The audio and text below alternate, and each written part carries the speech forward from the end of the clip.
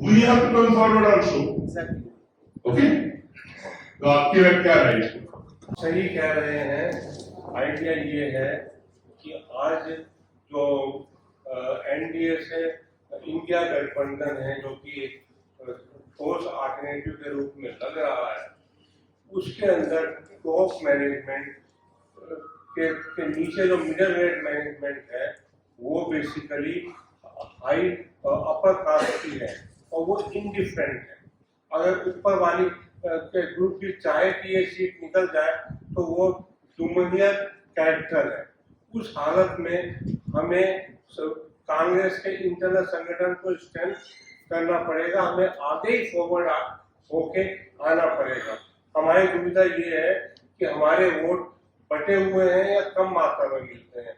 वो पार्टियां बनी हैं वो इसलिए बनी हैं कि हमें इन बड़ी मेजर पार्टियों से असंतोष था, लेकिन वो सीट हम निकाल नहीं पाते हैं। तो क्यों ना एक संगठन के साथ लग जाए जो जिससे कि हमारी सीट भी बन जाए और हमारी से भी रहे। हमारी से इसीलिए नहीं हो पाती है क्योंकि एमपी एमएलए वो लोग को टिकट मिल जाता है जो कि हमारे जज्बात नहीं समझते या जज्बात नहीं वो करना पाते। हमें इंडिया गठबंधन को अगर हम समर्थन कर रहे हैं तो हम चाहेंगे कि बहुजन आबादी हमारे पास है तो हमारी आबादी के लोगों को टिकट मिलना चाहिए और बूथ मैनेजमेंट भी हमें करना चाहिए और एजेंडे भी हमारे सेट होने चाहिए ताकि हम उसमें इम्प्लीमेंटेशन की बात कर सकें। रहा ये कि पहले हमारे एमपी एमएलए बोल नहीं पाते थे क्योंकि उन्होंने हाई लेवल के संगठन में ज्यादा लोग थे, वो डरते थे। अगर हमारे लोग ज्यादा होंगे और उन्होंने से एक भी आदमी बोल गया तो बाकी लोग भी सुर से सुर मिलाने को तैयार हो जाएंगे। इसीलिए हमें चाहिए कि अगर हम किसी संगठन को तैयार कर रहे हैं मनुवाद के खिलाफ, मनुवाद ने जो हमारी प्रोग्रेस है उसे पीछे धकेल दिया है। अगर नहीं बढ़ती तो हम सोचते हैं कि शायद हम बार्गेनिंग करके ले लेंगे, पर एजुकेशन में देख लीजिए, नौकरियों में देख लीजिए, हायर एजुकेशन में देख लीजिए, आईएएस ऑफिसर में डिग्रेड हो गया और सारे इंस्टीट्यूशन पे कब्जा हो गया तो हमारा डिग्रेडेशन हुआ है। तो उसमें हमें दूसरे संगठन के पास जाना पड़ेगा, लेकिन वो भी कहीं ऐसा ना करे। इसीलिए हम चाहेंगे कि हमारे बहुजन संगठन के लोगों को ही टिकट मिलना चाहिए। और क्योंकि ये इंटेलेक्चुअल ग्रुप है, अगर इन इंटेलेक्चुअल ग्रुप्स के नाम पर अगर एक संगठन से लेटर जाएगा कि हम आपको सपोर्ट करते हैं, आप टिकट में हमें ध्यान रखिए, टिकट में तो अपना देखिए, हमारे कहने से बात नहीं बनेगी। हर एक कॉन्स्टिट्यूशन में आपस में मिलिए, प्यार मोहब्बत चलिए, जाट गुजर और चमार भंगी और मुसलमान ये सब मिलकर देखिए कि हम में से समझदार कौन सा आदमी है, उसे टिकट दिलाने की बात करिए। भविष्य हमारा बहुत उज्जवल है, बशर्ते कि हम थोड़ा चौकन्ने रहें, बूथ की मैनेजमेंट करें, टिकट मैनेजमेंट में बात करें और उन्हें, क्योंकि हो सकता है कि संगठन में पैसे भी कम हो, आर्थिक मदद भी करें तो हम कामयाब होंगे। जो विचार है वो परफेक्ट है और उसके लिए आपने भी बताया कि हमें इसके ऊपर बहुत हमें काम करना पड़ेगा, ठीक है। तो हमें भी कौन, तो हमें कोई अच्छी ऑर्गेनाइजेशन होनी चाहिए। पर्टिकुलरली आरएसएस जैसी, मेरी विचार है कि आरएसएस जैसी एक संगठन होना चाहिए कि जो थिंक टैंक बनकर काम करे और ये हमारे बहुजन समाज को गाइड करे, ठीक है। तो इसीलिए ऑल इंडिया बेसिस पर वो होना चाहिए, not only in one particular state. This should be in all India state. बहुत लोग ऐसे काम कर रहे हैं बट क्या कलेक्टिव वर्क नहीं हो रहा है। तो कलेक्टिव वर्क कैसा होगा, वो कैसा करना चाहिए, तो आपके विचार करें। हमको सबसे पहले तो अपना जो अहम है उसको घुटनों के नीचे लाना पड़ेगा। कई बार क्या होता है कि मेरा मुद्दा तो 5 टिकटों का या 20 टिकटों पे चुनाव लड़ाने की बात करता हूँ, चाहे पार्टी बहुजन समाज पार्टी हो, कम्युनिस्ट पार्टी हो, कोई भी हो। तो हम क्या है कि जहां जीतने वाली सीटें होती है ना, वहां से भी हार जाते हैं। तो सबसे पहले तो जो पार्टी चुनाव लड़ा रही है, बहुजन समाज पार्टी या कोई भी पार्टी अपनी है, तो उसको अपनी इकोनॉमिक्स को देखनी चाहिए। कि मेरी इकोनॉमिक्स कंडीशन ये है और मैं इस इकोनॉमिक्स कंडीशन के बेस के ऊपर 10 सीटें निकाल सकता हूँ या 20 सीटें निकाल सकता हूँ। और उन 20 सीटों में भी अगर वो कोशिश करते हैं तो वहां से ऐसे डेडिकेटेड बंदे उनको लेने चाहिए जो समाज के प्रति पिछले 20 साल से प्रयासरत है, संविधान बचाने के लिए लड़ते हैं, संविधान बचाने के लिए जनता से लड़ रहे हैं, संविधान बचाने के लिए अपने कैरियर चौपट कर दिया, संविधान बचाने के लिए सभी लोगों से जूझ रहे हैं। यह आइडियोलॉजी मैं बहुजन समाज पार्टी की नहीं कह रहा, सभी पार्टियों कह रहा हूँ और SC, ST, OBC और माइनॉरिटी चारों लोगों के लिए ये बात मैं कह रहा हूँ।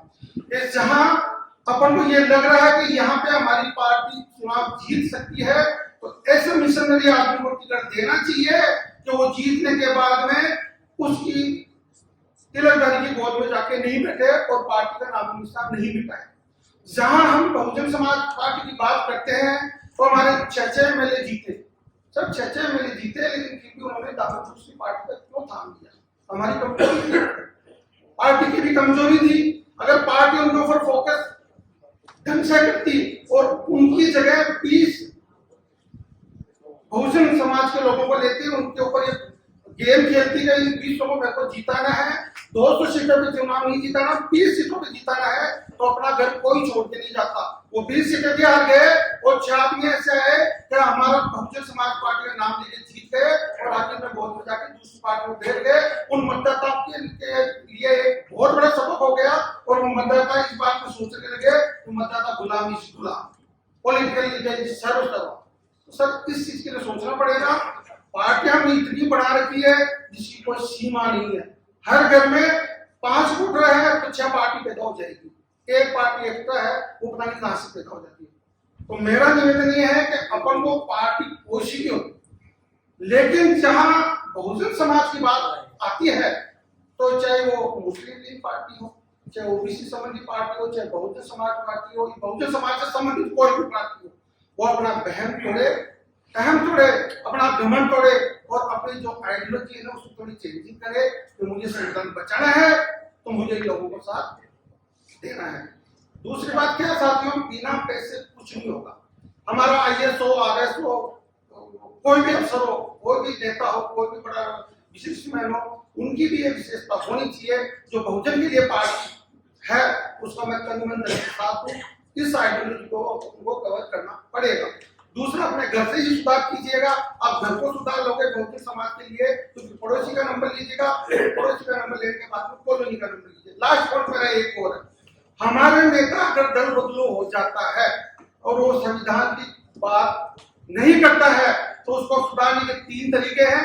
प्यार मोहब्बत भी है, रोड पे लाने का तरीका भी है और तीसरा तरीका आप सब जानते हो, उसके लिए कम से कम एक स्टेट के ऊपर 500 आदमियों की फौज होनी चाहिए जो कानून से डरे, लेकिन लिमिट में डरे और उनको ये पता लगे कि हमारे पीछे हमारी मदद करने वाले हैं। अगर उनको इस बात की आप हिम्मत जता देते हो तो हमारा बहुजन समाज और हमारी पार्टी मजबूत हो सकती है। और जो समाज के साथ गद्दारी कर रहे हैं उनको बेनकाब कीजिएगा, अन्यथा हम पार्टियां बनती जाएगी और हम हमारे भविष्य के लिए हमारे बच्चों को कुछ देके नहीं जाएंगे। मैं ये आपके दावे के साथ कहता हूँ। जय। हमारा टॉपिक है हम यूनाइट कैसे, ओके, तो इसके लिए हम लोग फोकस करते हैं अभी। तो उसके लिए हम लोग ये चर्चा कर रहे हैं। यूनाइट समझो अभी मेजर पार्टियां जो हमारे जो मैंने अभी बताया, तो इनको हम कैसा प्रेजेंट करें, उसके साथ कैसा जाए, वो कैसा हम स्ट्रेटेजी बनाए, तो उसके बारे में हम लोग डिस्कस कर रहे हैं। हमारे चैनल बहुजन दस्तक को लाइक, शेयर, सब्सक्राइब देखना मत भूलिएगा। जय भीम, जय भारत, जय संविधान, नमो बुद्धाय। धन्यवाद। चैनल आर्थिक समस्या से गुजर रहा है।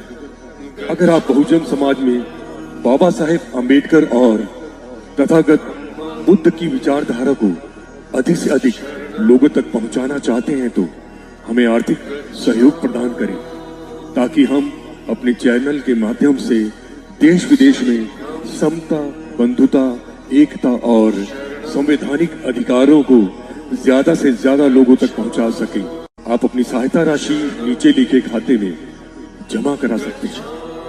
खाता धारक गौतम रत्न, खाता संख्या 316957 68651, IFSC कोड SBIN 0060336, बैंक भारतीय स्टेट बैंक। आप हमारे बैंक खाते का विवरण स्क्रीन पर भी देख सकते हैं। जय भीम, जय भीम। मैं गौतम रत्ना आपका बहुजन फिल्म प्रोडक्शन में स्वागत करता हूं और आप हमारे प्रोडक्शन हाउस के अंदर अपना कैरियर बना सकते हैं as a film director, as a producer and actor and actress and editor and cinematographer also. अगर आपको फिल्म से रिलेटेड कुछ भी प्रोजेक्ट आपको बनवाना है तो हमारे पास में पूरा सेटअप है, जिसमें फिल्म कैमरा है, शूटिंग लाइट्स है और एडिटिंग है। सारा A to Z एक ही जगह पर आपको हमारे यहाँ पर मिल जाएगा। तो दोस्तों आप हमें कांटेक्ट कर सकते हैं हमारे नंबर्स पर 9810085714 और 8510005714। हमारे वेबसाइट पे विजिट कर सकते हैं www.filmserviceindia.com और हमें मेल भी कर सकते हैं gautamfilmsproduction@gmail.com पर। धन्यवाद।